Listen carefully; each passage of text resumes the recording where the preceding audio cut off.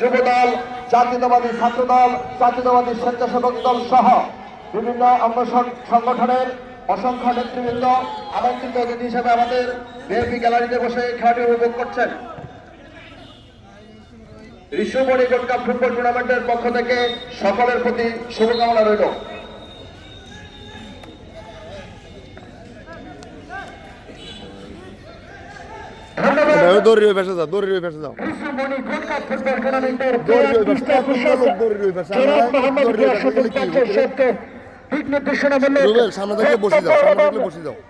আমন্ত্রিত আমাদের মাঝে পরিচয় করে দেওয়ার জন্য ধন্যবাদ জানাচ্ছি।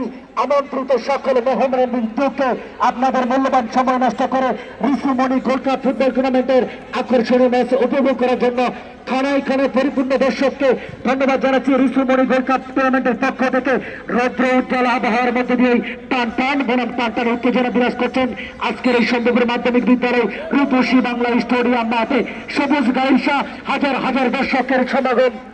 বলবো মাহে আলম। সুপ্রিয় দর্শক, আবার জানিয়ে দিচ্ছি ঋষিমণি গোল্ড কাপ ফুটবল টুর্নামেন্টের আকর্ষণীয় 35তম ম্যাচে লড়াই করছেন দুই শক্তিশালী দল।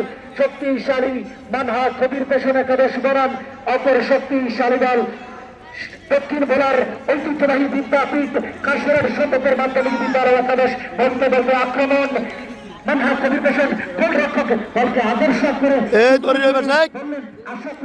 তোমরা সামনে থেকে বসো, তোমরা সামনে থেকে বসো, পিছন থেকে আমার সামনে যেতেছে, সামনে থাকলে বসো, সমস্যা নাই। না না এই জায়গায় স্বেচ্ছাসেবকের বাইরে না, স্বেচ্ছাসেবকের বাইরে না, ওরা তাও বসে দেখছে আমাদের টাইমের খুব জাদু রয়েছে। আমরা মঙ্গল শিল্পের মাঠে টাইমের খেলা দেখেছিলাম।